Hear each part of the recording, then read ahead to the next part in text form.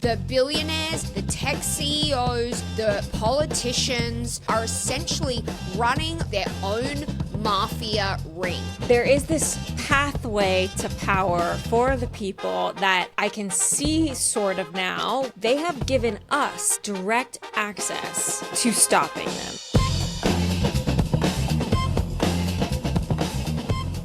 Sophie, I am so excited to give you an update on my life. Tell me everything. I'm honestly a little scared about today's episode and that I might have a full-blown mental breakdown as we record, but that'd be good content. It'll be content. Okay. Just gotta feed the content machine. Let's go.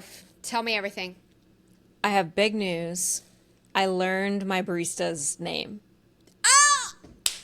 What is it? It's Drew. Mike is like super upset because every time he listens to one of our episodes, he's like, well, you just gave about 5 more clues of where your direct address is. And I was like, chill, bro. We're teaching digital safety, yet I'm just like revealing all my personal details. You're ready to just post your social security card picture to TikTok. But anyway, nothing is real anymore, so it's fine. Nothing. I learned my barista's name. That was, if you listened last week, like we're trying to build a community, and it took me a week, but I learned my barista's name. His name is Drew. I just had to tell you that news. Did he? Excited. Wait, I have a question. Do you think he's the type of guy that would be interested in coming to your Dungeons and Dragons group on Sundays? No, he's like cool. He's like clearly a musician. He's like in the musician turned barista East LA network. So I don't think they play. It's not his vibe. Drew's not gonna be doing D&D. That's totally fine. That's totally fine. Oh boy. Okay. Okay. I'm proud of you. I'm really proud of you. Thank you so much. Okay. Well, also the other thing we wanted to make sure and talk about is that you and I are resisting and unsubscribing. And we are definitely getting behind the movement that mass unsubscribing specifically, boycotting big tech companies specifically, are the best way to resist. Protesting is so important. Sharing information is so important. But you and I both genuinely believe that this could be the most effective way to sway the government to make a certain decision. Because when it all comes down to the bottom line, it's about money. As we're learning this week, it's also about a lot of really other fucked up things. But at the end of the day, if the money is at stake, mountains will move. And we have the power to move them. That is literally all these people care about. They have no shame. It's all about money. That will be the only thing that gets them to make any type of significant change. So what did you unsubscribe from? Amazon and ChatGPT. Me too.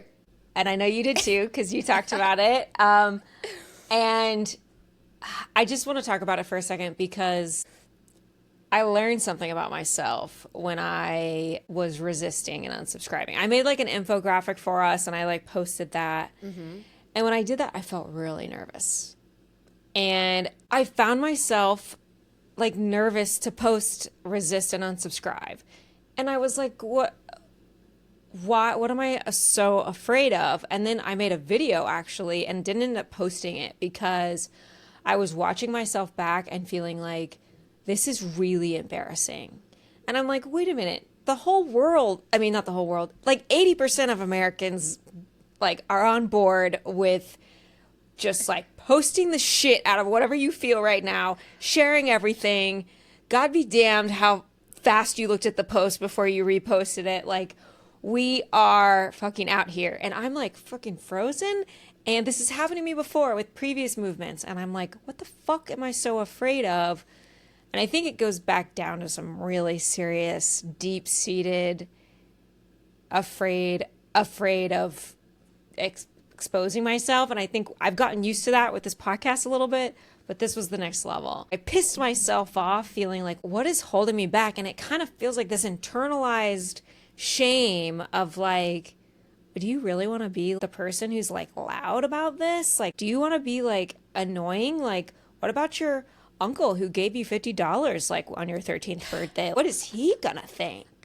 I have this voice inside my head that's like, who do you fucking think you are, you piece of shit? And like, whoa. I have got to fucking shut that shit down. I have got to shut that shit down. But it was like, I have a deep-seated voice inside me that is like keeping me from, and I felt this way at I marched, and like, I'm so far left. I'm so angry and upset and ready to rebel. And I'm marching in the streets and I'm embarrassed. Like, I'm too embarrassed. Like, I chanting, I feel like, oh my God. And literally I'm surrounded by hundreds of people doing the same thing. Like, what is going on? Like, what deep issue do I have? You know what? You've mentioned some of this to me before, and I could be wrong, but my guess would be that it is because you grew up in the church. You grew up in religion, organized Christianity. And that is not to say I have anything against people who are Christians. I do think, though, there are groups of particularly like evangelical Christians, so much about certain organized religions, not just Christianity, but certain organized religions are all about like, stay quiet, obedience. Don't speak about this. Don't speak about this. Don't be seen to be doing something like that. And yes, exactly right. Obedience. Stay in line. Be a good girl. Don't step out of line or you will embarrass your family, your church, your priest. Yeah. And it's about any opinion. It's not even like, does this opinion align with the church or not? It's like any opinion. And I consider myself an opinionated person. Yeah. But I think I don't know, it's like when you're actually doing something about it, I like suddenly feel super naked. And my dad is going through all these home videos right now, and he's like sharing with me, and I didn't see this when he was telling me about it, but I'm 5 years old, and my personality is so backward because I'm wearing all I asked for my birthday was to show my stomach. I was like, I want to be a little slut for my birthday. And of course, my country parents are like, you go, girl. And so I've got a shirt tied at on my ribs and my stomach's out. And I'm 5 years old. I'm super blonde. And like, it's my time to blow out the cake. And this other girl comes in and blows out my candles. And I go, oh, thank you. And I was like, that would have been really hard for me to do. Oh my God. See, and I protected her. It wasn't out of kindness. See, that's the thing is like most people think that it's about polite. It's just about being polite. It has nothing to do with being kind. It has nothing to do with the goodness in your heart. You're avoiding conflict. You're avoiding anyone thinking less of you. You have zero backbone to stand up for yourself. I thanked a 5-year-old bitch for blowing out my candles on my birthday. What a bitch. Where is she now? Let's fucking take her down. What a bitch. Let's go to her 35th birthday and blow out her fucking candles. We're going where is she? It's funny, like I do get that, and I went through a phase for sure where I've been like a chronic people pleaser and where I've like succumbed to the patriarchy a little bit. But at my core, I've always fucking loved drama.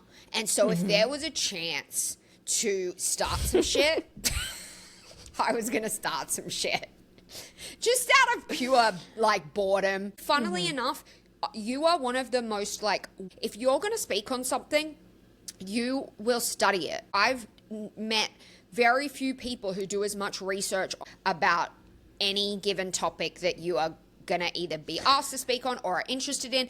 And if anybody has the right to be coming out and being like, I got something to fucking say, it's you, because you do your research. You do That's your really research. Nice. That's really nice. I'm just out here mouthing off in the streets after looking at one Instagram post. Well, you know why I do that is because it does definitely stem from a need for approval, because I'm like, if I'm having an opinion and someone doesn't like it, I better be able to convince them that they should like me for this opinion. You know what I mean? You got to back it up. You got to bring your receipts. If anything's helping me do more research and wanting to stay informed, then like great. I mean, everything we do and everything we put our energy to comes from somewhere where it stems from somewhere deep. But I gotta figure out how to not like, I mean, we started a podcast. I gotta figure this shit out because it's already begun. There. I think there are so many people who feel the way you do.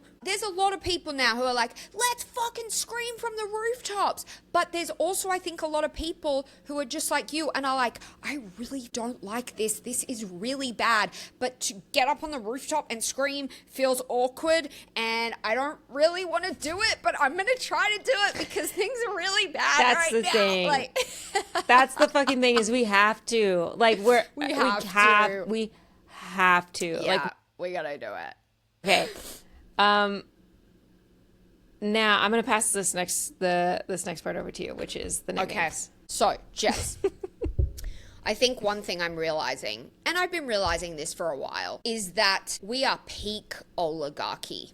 And we're gonna talk about the e-files in a little bit, but as we know, there's a lot of tech guys in there. None of them are necessarily named as like the top dogs for doing the worst of the worst shit. But it all really just shows that there's no consequences for these people. They are so rich that there's nothing we can do to fight back against them or have them face any consequences at all. So, considering where we're at right now, I think it's time to really strongly bring back bullying. Bullying the billionaires. We're out of the era of the Michelle Obama, when they go low, we go high. No, we are going lower. We are going so fucking low. I'm ready to turn into a dirtbag if I wasn't already. Yeah. I am going down. Let's go. Filled with rage. Okay, so I've made up some mean, like, schoolyard bully nicknames for some of the billionaires, CEOs, oligarchs that we don't like. I've got about 5-6 names. I'm going to keep doing this every week. And I would love any of our listeners to feel free to... What do you mean? You're going to come up with new nicknames, or you're going to pick up new people to give nicknames to? Pick up new people. I think I'll pick up new people. But I also want to be open... Yeah, I also want to be open to the fact that maybe we find a better name as we go. Or maybe they do something more embarrassing and then we switch up the name. I really want to start a movement, a billionaire bullying movement. And this is going to be petty. And let me just say, I just want to clarify, when I say bring back bullying, I don't ever mean punching down. We can't punch down. Quote you. We're going to pull the clip. Bring back bullying. I'm the founder of the bullying movement. This is specifically billionaire bullying, okay? It's a catchy little title, billionaire bullying. Okay, are you ready? I'm going to pull up my list of names. I want to see your reaction. I want to get your feedback on these, okay? Let's start with our favorite guy, Sam Altman. I have given him the name Ulta Beauty Altman. Because this man cannot stop wearing makeup. He's wearing makeup everywhere. You know he is a rewards member at Ulta Beauty. You know he's getting the discount card. Like, he's there every weekend, I'm guessing. Guys, first of all, I don't believe that any nickname after this will be better than this one. Ulta Beauty Altman is the perfect nickname for Sam Altman, the CEO of OpenAI. And who runs ChatGPT. But guys, go look at his latest Forbes cover. Like, I'm gonna get it. I almost gotta give the guy credit. He clearly was like, that shade of pink, please, for my lips, and that shade of pink for my cheeks. Like, he has his color palette figured out, and I think I have that exact same lip gloss. Like, I'm pretty sure I have the same lip gloss. And listen. No shade. If you're a gay guy who wants to wear makeup or a straight guy who wants to wear makeup, no shade. I love makeup. But it's not okay for him because we hate him and he sucks. That's all I'll say. Everybody else can wear makeup, just not him. Okay, let's move on. Zuckerberg. We're going to Zuckerberg. I originally obviously came up with Zuck the Cuck, but I found out someone already came up with that nickname for him. And guess who it was? Guess who made that name up? Elon. Yes, of course. Of course. So I was like, okay, I've got to get more creative. Most of these are play on words names. So here's what I came up with. Mark zucking the Riz out of every room he walks into, Zuckerberg. I now want you to make it like twice as long so that every time we talk about Meta, we have to be like, Mark Zuck the Riz out of every room he walks into, Berg. Okay, I love that one. I love that one. That one's good, right? We can't forget these. Like, if I try to talk about him and I don't say that, you have to stop me and remind me, no, that is not his name. It is Mark Zuck the Riz out of every room. I love it. It almost sounds a bit sexual because it kind of sounds like sucking jizz, but like that works love that too. You know? Love it. Love it. All right. Next one. I've got Jensen Huang from NVIDIA. Jensen Huang side of history. Why is this so funny to me? Okay. Can you tell I was side of history? Okay, let's keep it going. Okay. Some of these, I start going off the rails a little bit here. Bill Gates busted Billy because this guy keeps getting caught with his dick in his hand. Like he's just, oh my God. Now we've got that the works STD in many ways. medication that he's trying to get for his wife. Oh God. I mean, it's just embarrassing. Busted Billy. Okay. Larry, let them eat cake, Ellison. I mean, that one is just, it is what it is. It is what it is. Okay, Tim Cook. This one was a hard one for some reason, but I've written down Toilet Tim because he has flushed Apple's legacy down the toilet. He has flushed that brand's respectability down the fucking toilet. Okay? That reminds me of the, like, what is the movie or quote when it's like, where'd you get that shirt? The toilet store? I feel like that's Toilet Tim. Got it. All right. Keep going. Okay. Next up, Piss Week Pichai for Sundar Pichai. Okay, you know, Jeff Bezos was hard. I've got a couple here. Jeff the Beta Bezos, Bootlickin' Bezos, Janky Jeff, because both him and his wife have the most janky plastic surgery I've ever seen. And you all know I love plastic surgery. I'm a fan. If you want to go and do that, go and do that. But how are you the richest couple in the world and those are your breast implants? That's your fucking face? Like, no. What are you going and getting a plastic surgery Groupon in Thailand? Like, absolutely not. What is happening?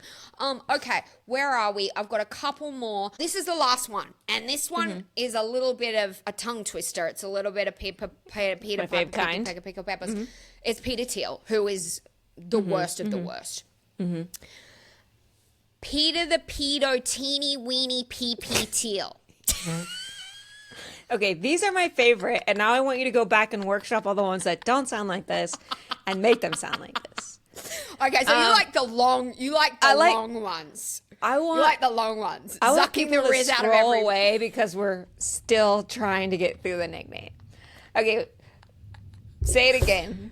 Okay, Peter the Pedo Teeny Weeny PP Teal. Of all the nicknames were like Poopy Whoopy, Little Poopy Whoopy, Poo Poo Pants, Pedo. Yeah. Okay. Yeah. That's okay, it. let me try to repeat this. I forgot it already. Say it again. I'm going to break it down for you. Okay. Peter the Pedo. Peter the Pedo. It's a two-parter. So that's the first part, that he's a pedo, okay? Okay. This is the second part. Teeny weeny PP.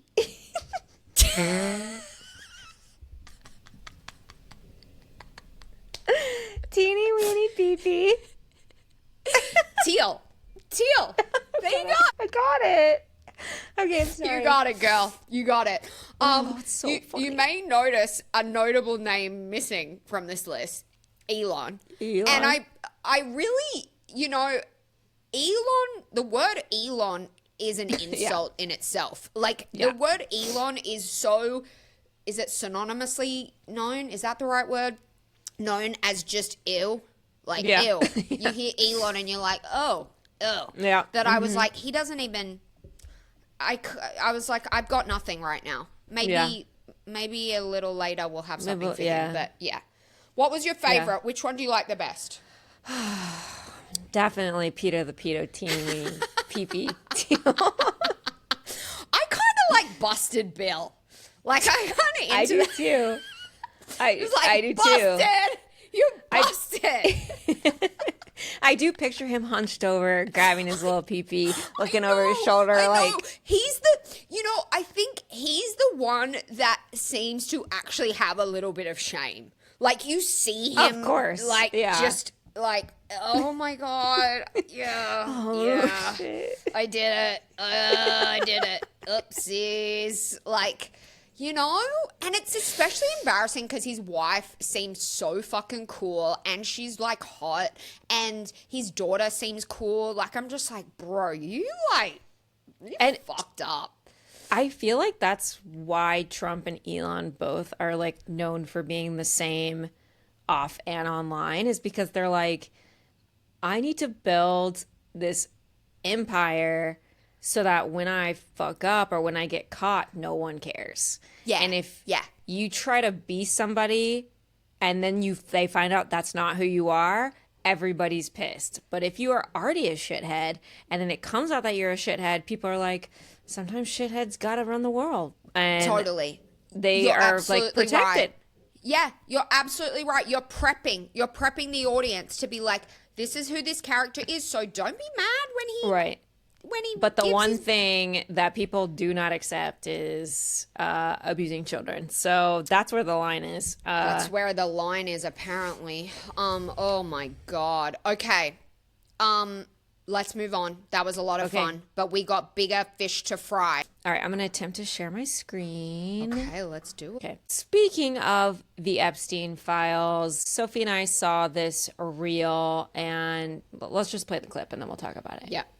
Bro, they uploaded all of Jeffrey Epstein's email into a thing that basically simulates his email called jmail.world. That's the URL. You can go through his Gmail like it's your Gmail. Amazing. So we're going to check this out. Okay, so apparently somebody, I guess probably vibe coded this, or I don't know, imported them all. I don't know what he did or she. This is an example of hacktivism. This is an example of AI for good. Okay, I'm going to pull this up. This is Gmail. So it looks like Gmail, but it's all of the Epstein files. And this way you can organize them by like the file number. You can organize them by date. And someone even, this person organized by name. It doesn't have all the names in here. Like, why isn't Peter Thiel in here? But Bill Gates is in here, and you can look at a bunch of the Bill Gates emails, Elon Musk. Here's the thing is, you can click anything or go anywhere, and you're going to find something interesting. And I saw that the promotions. Holy shit. This is a clone of Gmail. So I saw that there was a promotions tab, which you see on Gmail. It's where kind of like your junk promotions go. And I was looking at it, I was like, okay, House Magazine, Washington Post, like a lot of House, Goodreads. And then I start seeing 23andMe. And I'm looking through this and I'm like, there's a lot of 23andMe. I feel like there was this site's kind of glitchy. I do notice that like I saw like 23andMe here earlier and now there's less. But I click it open and it's like, Dear Sam. And so I was like, why is he calling himself Sam?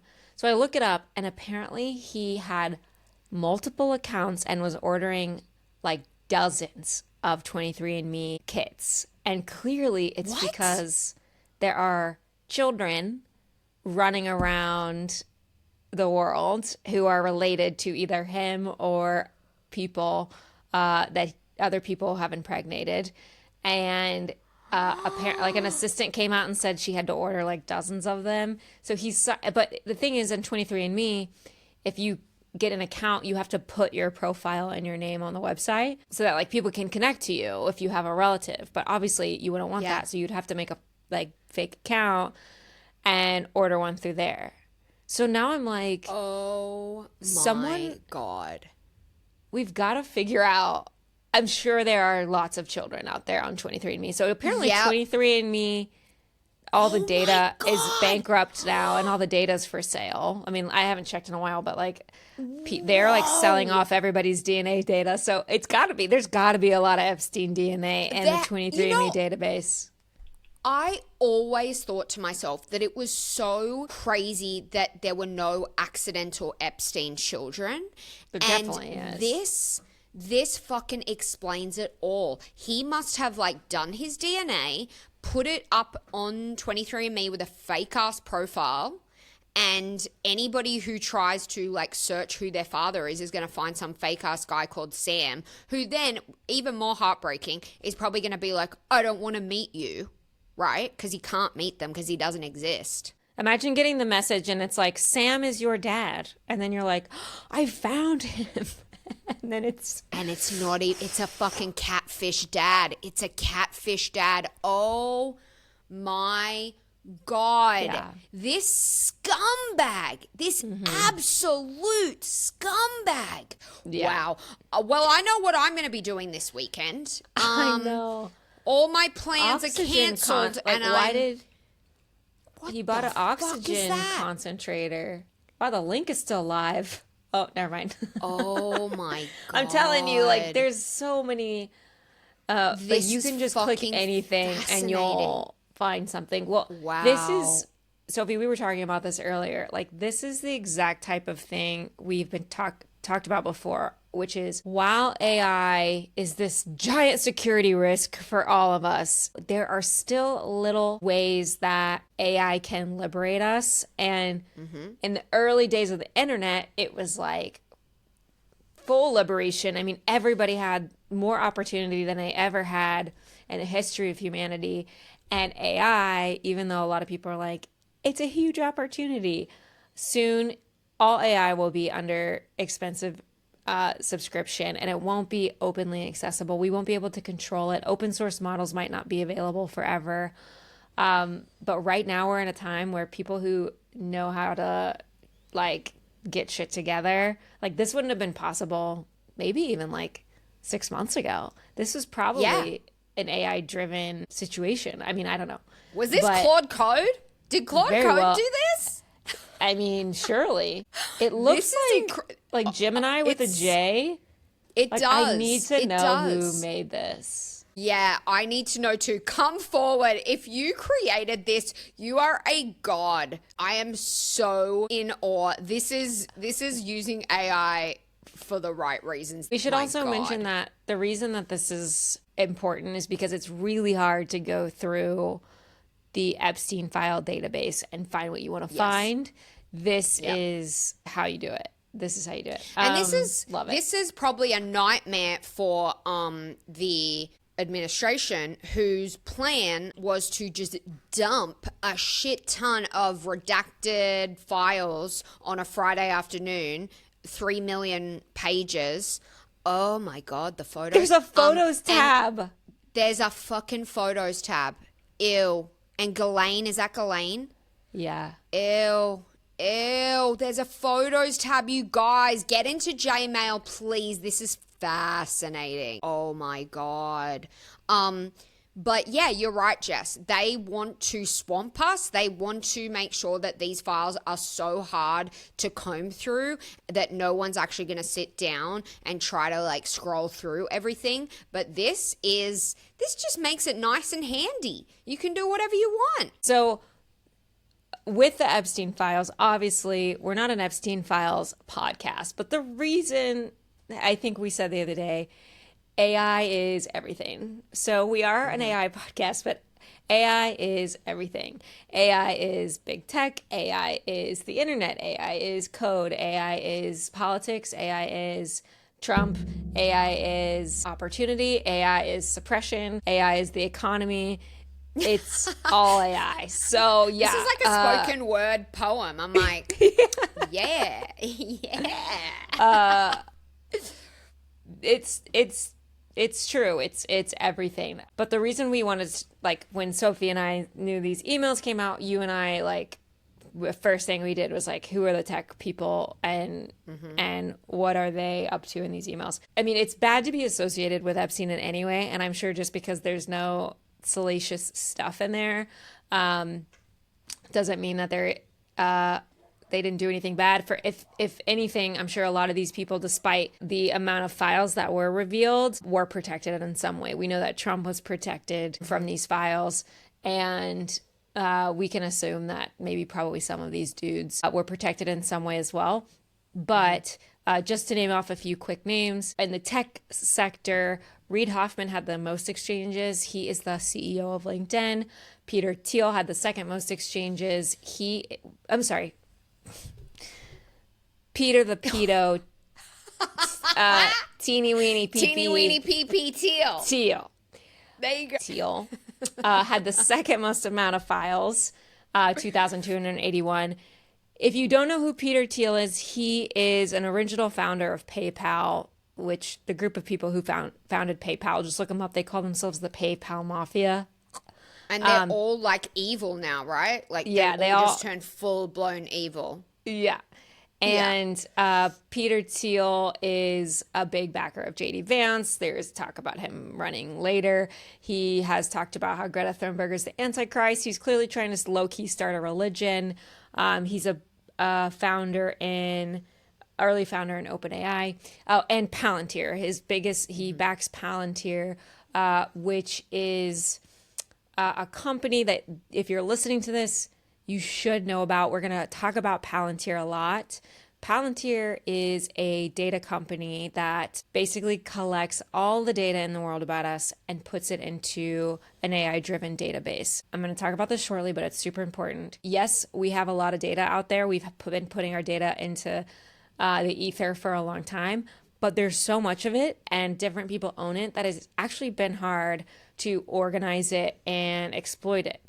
Palantir has solved that, and they use our data to target, to mostly for surveillance, and they are direct supporters of ICE, and ICE uses Palantir to target anyone, really, it seems like. And the CEO of Palantir is Alex Karp. We need a nickname for him too. I mean, Peter Thiel and Alex Karp are like two of the most vile characters in big tech, I would say. Like, they are up there as just like straight up evil. Cuckoo. I mean, I give a ton of shit to Sam Beauty Altman, but like, he's not just like out there being super openly evil. He has a little bit of like manners.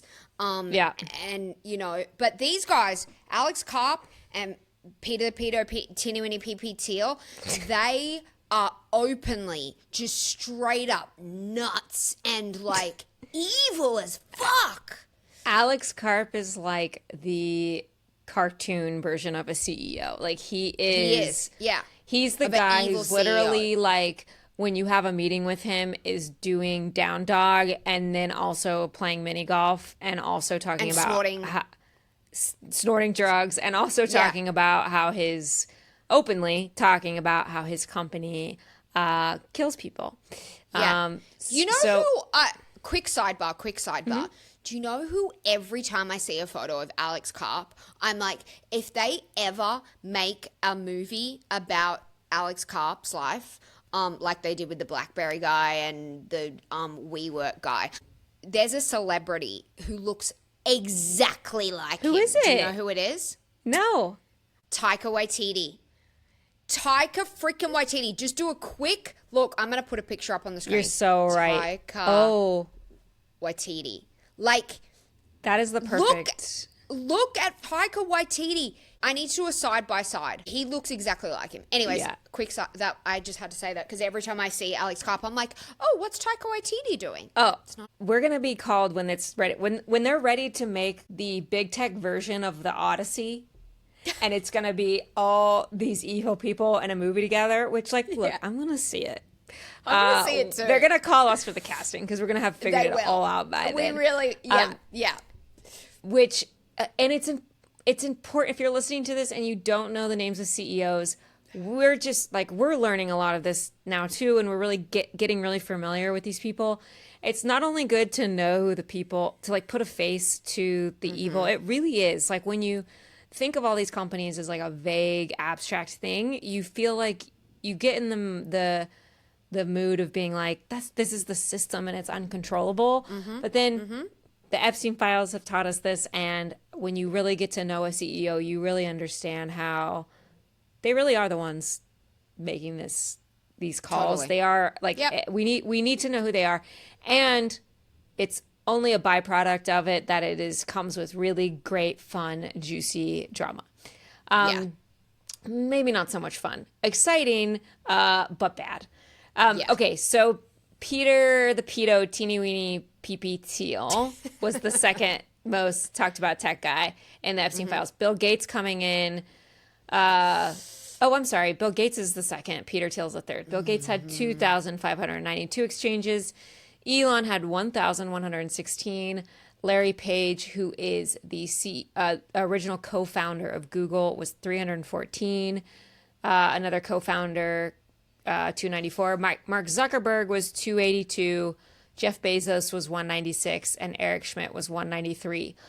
These are a lot of exchanges, but I found it kind of interesting. Like so far of what I've seen, most of the exchanges between Epstein and powerful people, like the most like damaging seems to be more among politicians, already politicians in other countries, and some professors as well. But the tech people, like, they kind of seem adjacent, and I'm starting to believe that is because Epstein saw himself as a very smart person. He knew a lot about a lot of subjects, but I don't think he understood tech at all. I don't think he felt like he could have a good conversation with a tech guy. Did you hear him trying to tell, there was some politician in Israel who was getting how to spell Palantir? How to spell Palantir. I'm like, bro, can't even spell Palantir. Like, does he even know what it does? Like, I think you're absolutely right. I think he should have done a coding course, quite frankly. Yeah. Although that would have really made him unstoppable. Palantir, by the way, for those who don't know, is named after like Sauron's, the most evil villain in Lord of the Rings. It's like named after, I don't know, like his crystal ball or something that he looks into. I've seen it twice. I should know this, but they named their company after like an all-seeing evil crystal ball. They're not hiding it. They are not hiding it. Table. That's the thing. People must know this guy's name. I actually think that he is going to be the most influential tech guy in all of politics, and him and JD Vance are like tight. They're like bosom buddies. Peter the Pedo is funding JD Vance's everything, basically. And JD Vance, I personally believe, is more evil than Trump.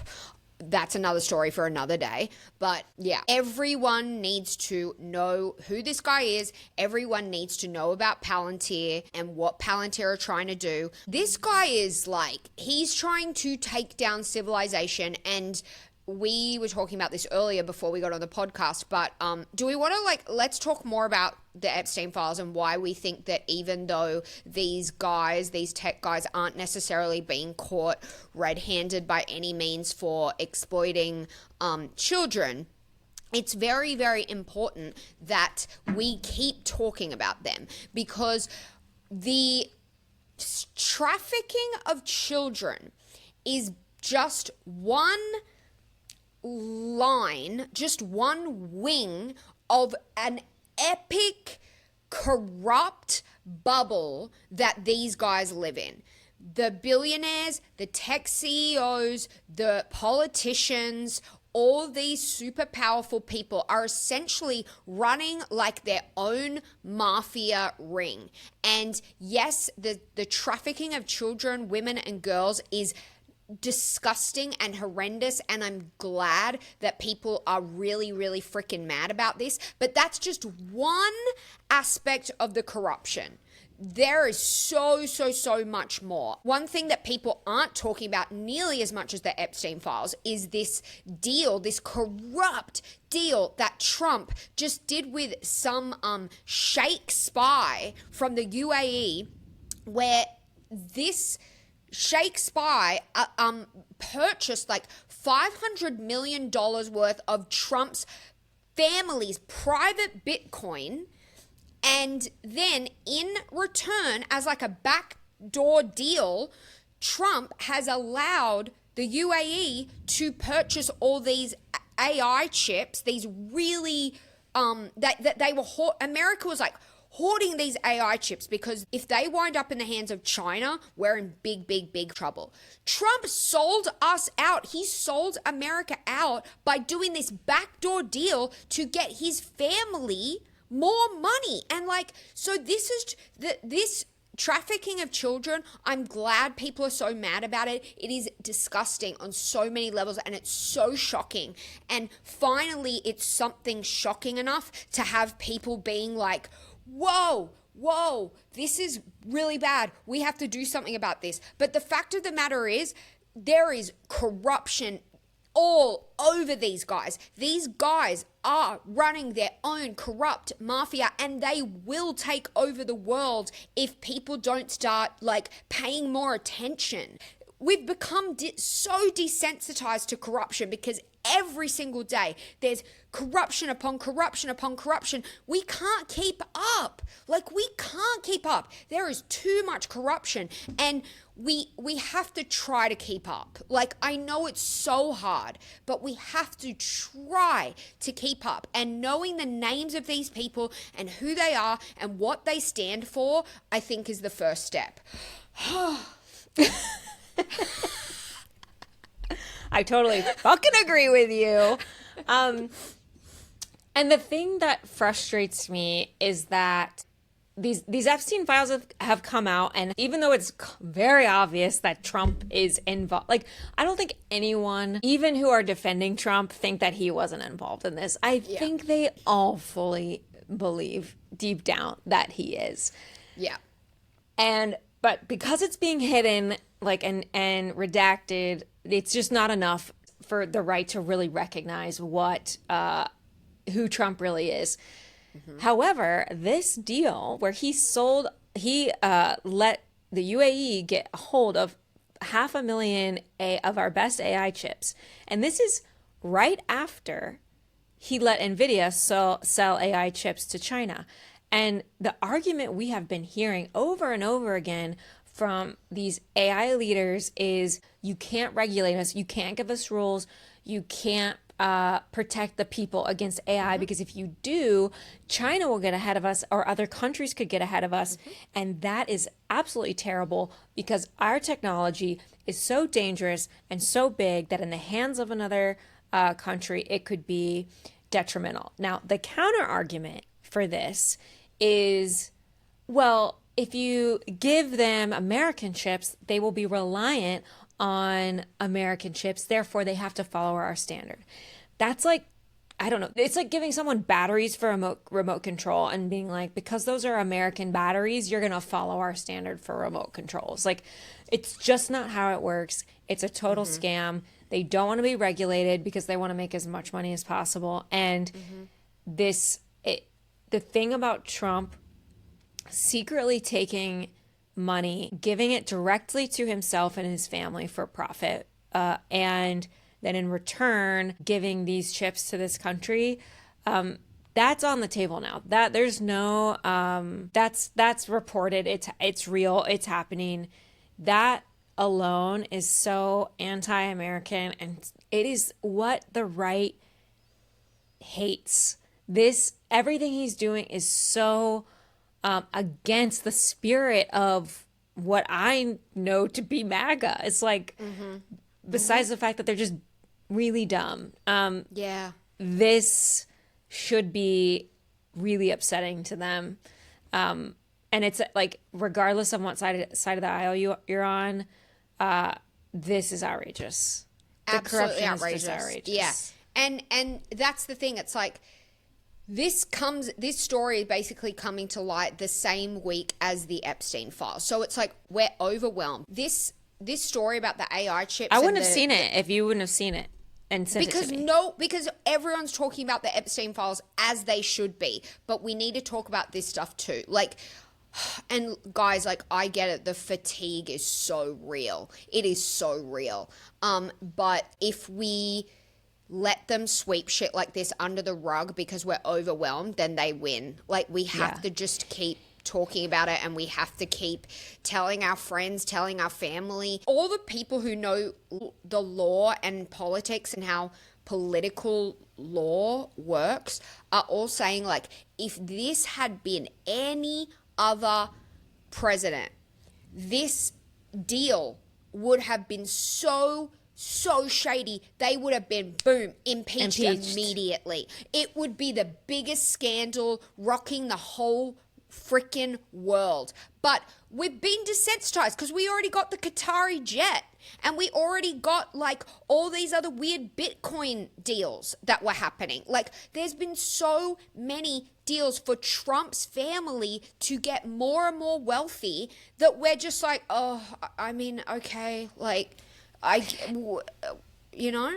And there is this pathway to power for the people that I can see sort of now, which is that because big tech has gotten too big too fast and has totally integrated itself with the Trump administration, they have given us direct access to stopping them. And beforehand, you can't boycott I mean, I guess you can impeach a politician. You could show up at his house with a pitchfork. But what they have done is they have mixed capitalism with our government. And when you do that, the consumer has a lot more power all of a sudden.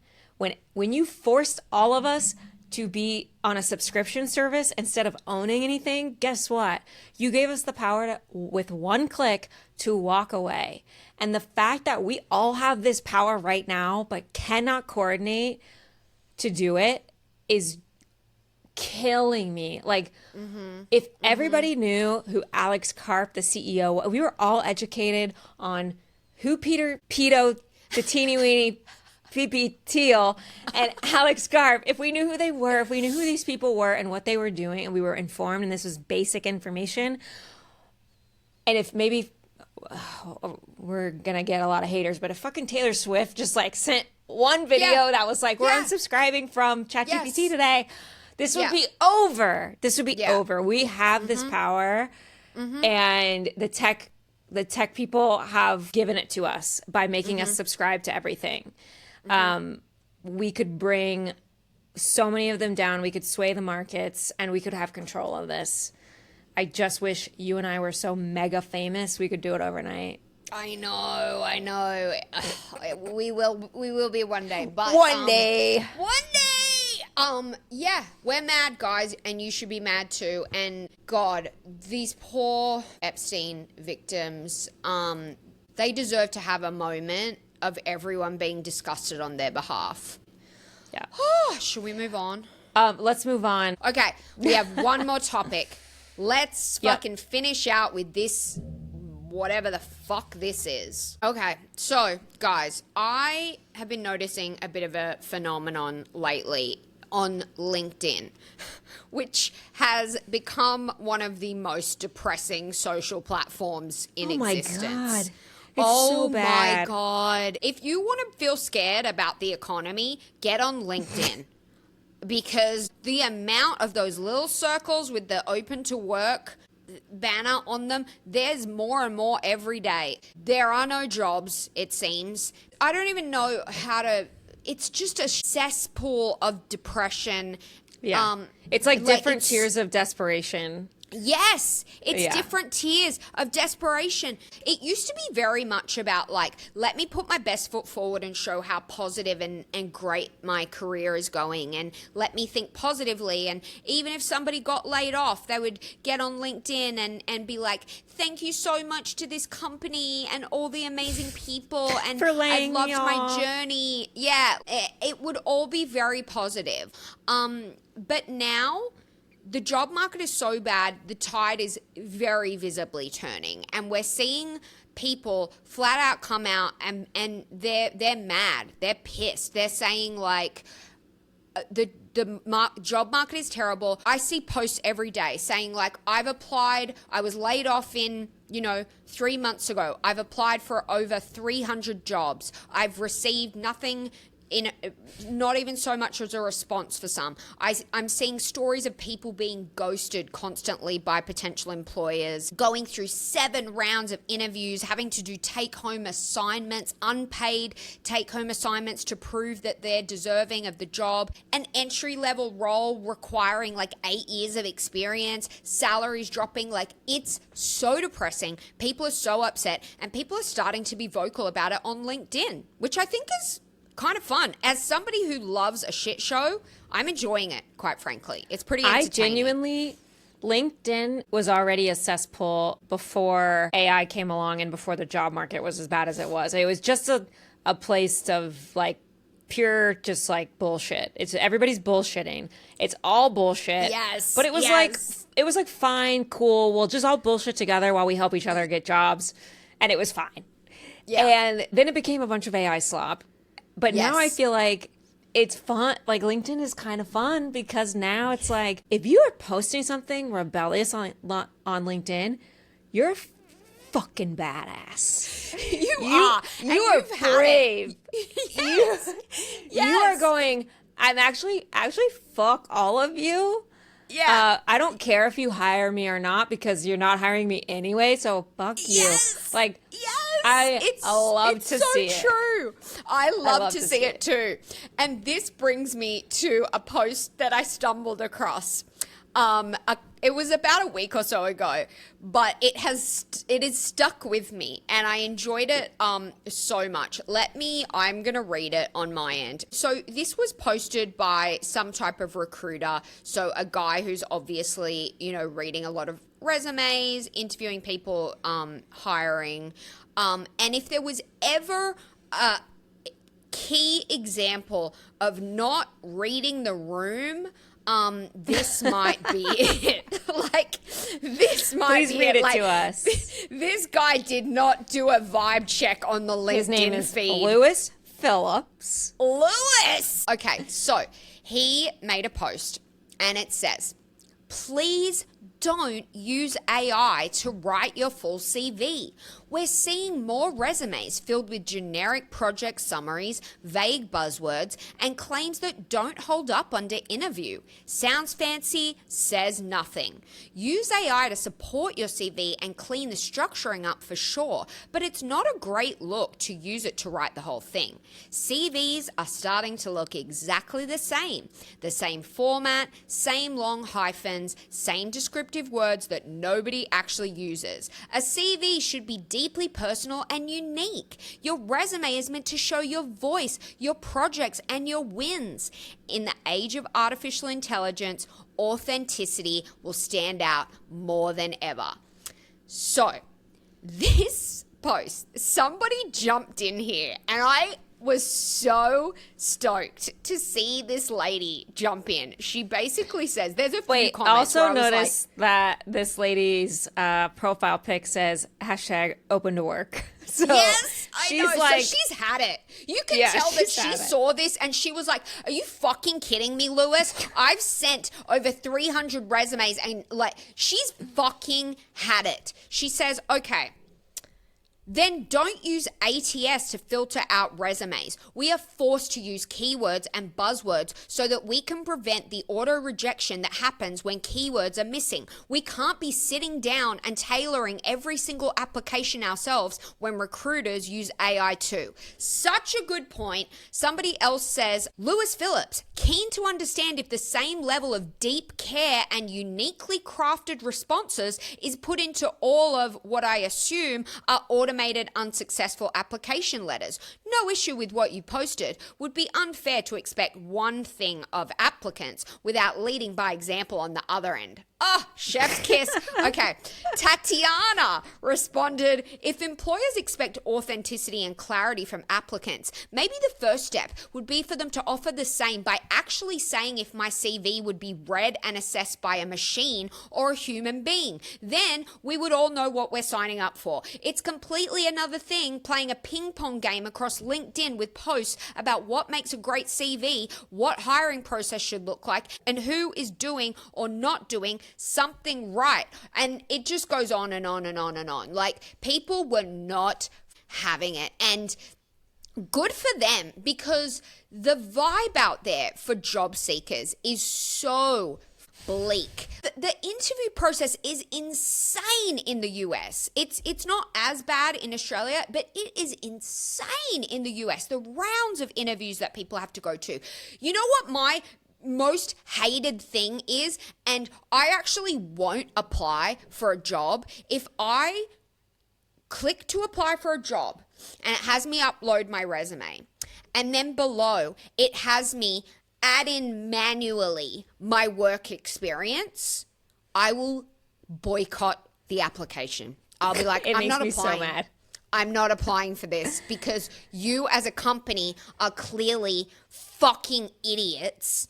If this is what you want me to, like, you as a company have shown who you are and what you stand for and how competent you are as a company. So I will not be applying anymore. Thank you for showing your true colors and saving my time.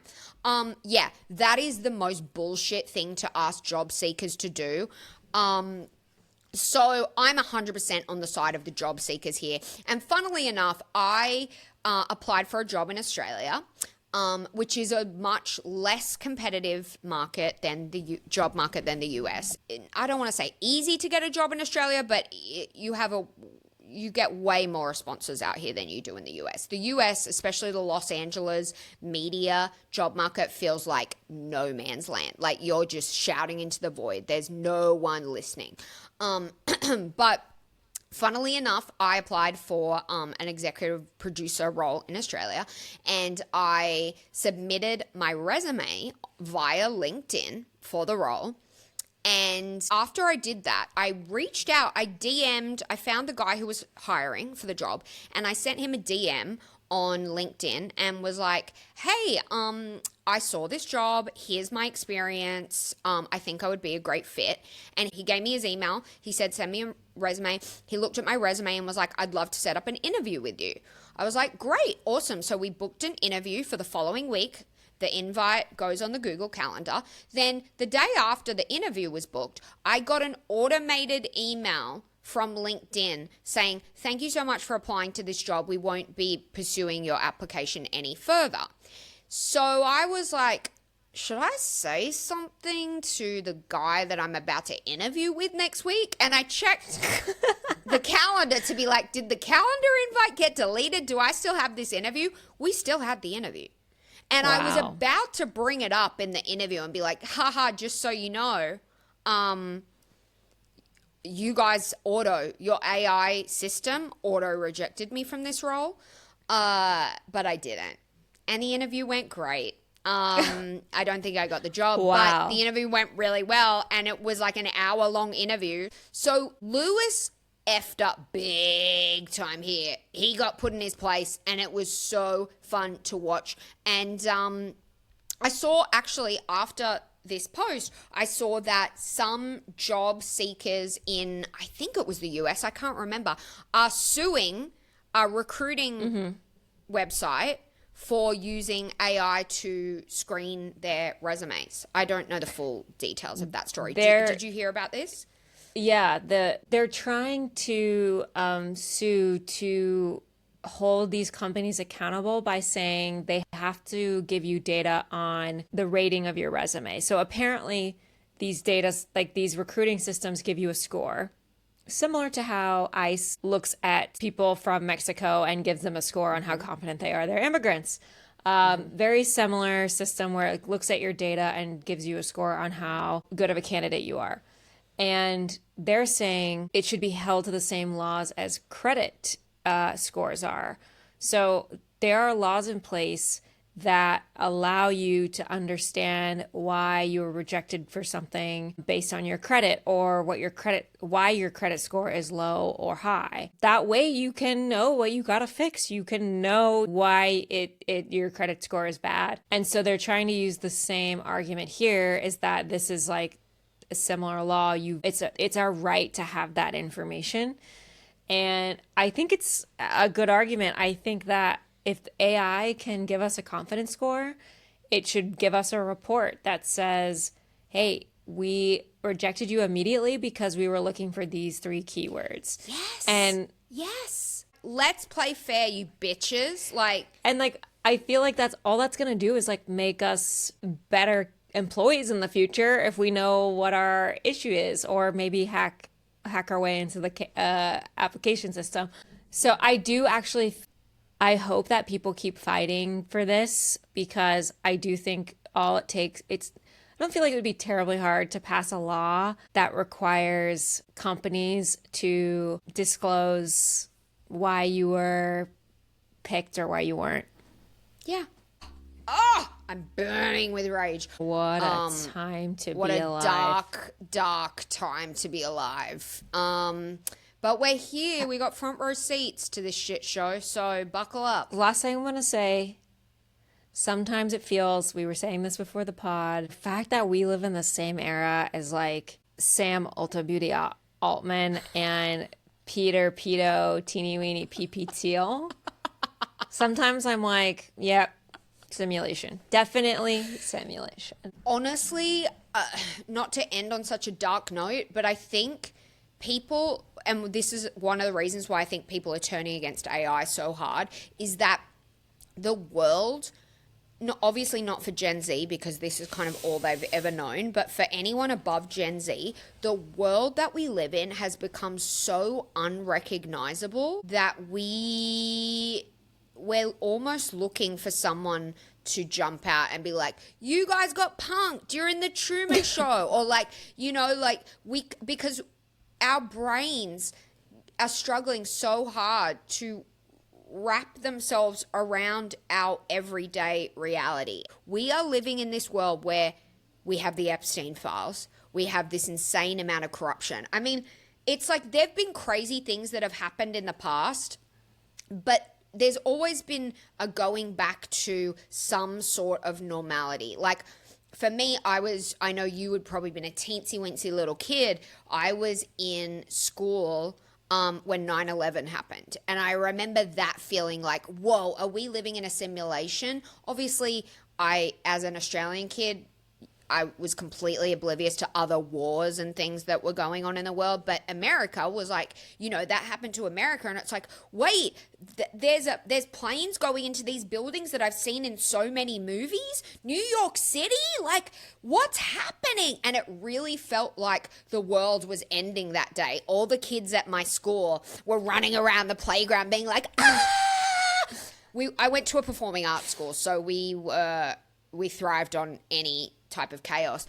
But even, in Australia, we're all running around going completely psycho. But then it's like, even after a couple weeks, everything just kind of got back to some sense of normality. And it was like, whoa, how crazy was it that happened? That was wild. And now it's like we're seeing, obviously not as much visual destruction, because I think the thing about 9/11 was we saw so much visual destruction, but we are seeing death by 1,000 cuts. Everything that we thought to be some type of respectable way of life is falling down around us. And we're like, this was all a lie the whole time. This was happening the whole time, and we were just out here being like, la la la, I'm going to Starbucks to get my Frappuccino and go to corporate America and log into my Slack and respond. And meanwhile, all this shit's happening, and now it's just happening out in the open. Like, we can't compute. We can't compute. I mean, that is the problem with being a Trump or Elon, and when you're honest up front, is that eventually...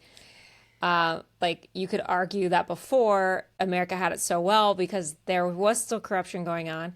There was still unbalanced power going on, but we thought we were free.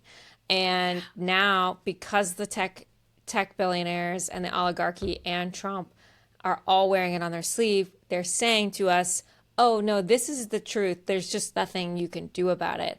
And what happens when you do that is your people revolt. So, and shit doesn't go well and your country's economy falls apart. It is a sure path to destruction. And they could have just kept us as in little sheepies. Yeah, Ignorance just living out, bliss, feeling like we had opportunity, feeling like we had wealth that we could eventually accumulate. And now we're like, oh, okay. Yeah. This is how it's going to be. Let's fucking burn the whole fucking place down. You want to start a fire? Let's burn it down. Like, when I post one of these clips on LinkedIn talking about recruitment, I'm just going to say the most wild thing I can think of. I'm going to be like, do it. It'll be so liberating. Fuck you.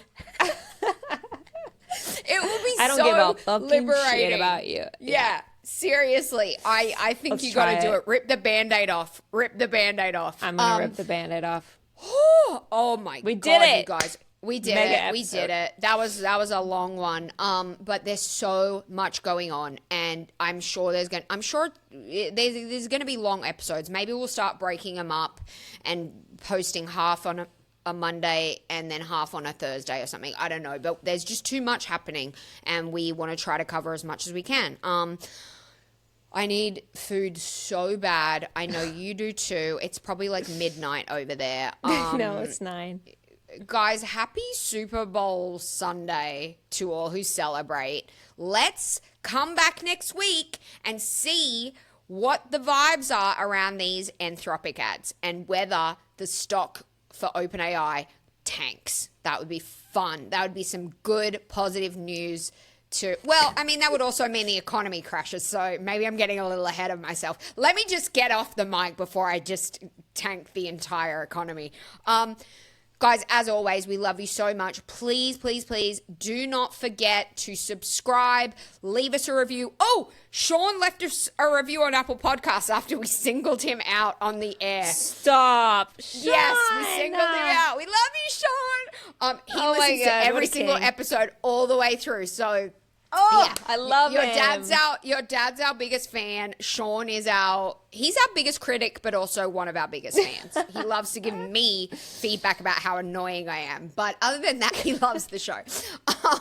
So please subscribe. Subscribe on YouTube. Subscribe on Spotify. Share it with your friends. Leave us a review. Spread the freaking word because we've kind of committed to this now. We can't quit. We have to keep going. So it'd be nice if we had a big audience. So do all the things and we will love you forever and we'll burn this whole fucking place down together.